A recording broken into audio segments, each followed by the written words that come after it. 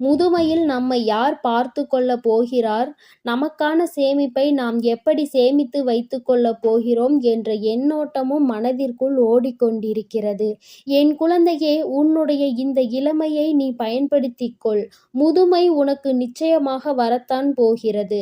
உன்னுடைய முதுமையில் நீ உனக்கு தேவையானதை நன்றாக பயன்படுத்திக் கொள்ள வேண்டும் என்றால், இப்பொழுது இருக்கின்ற இந்த இளமையில் உனக்கு தேவையானதை நீ சேகரித்துக் கொள்ள வேண்டும். யார் கைகளையும் அப்போது நீ எதிர்பார்த்து கொண்டு இருக்க முடியாது.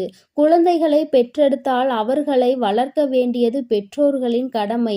அதனால் குழந்தைகளிடம் எதிர்காலத்தில் எதிர்பார்ப்பது அவ்வளவு சரியானது அல்ல. இப்பொழுது உன் குழந்தைகளுக்கு தேவையானதை செய்து கொடுத்துவிட்டு மீதமுள்ளதை உன்னுடைய எதிர்காலத்திற்காக சேமித்து வை. இங்கு பலர் இந்த தவறை செய்துவிட்டு இப்போது விழிபிதுங்கிக் கொண்டிருக்கிறார்கள்.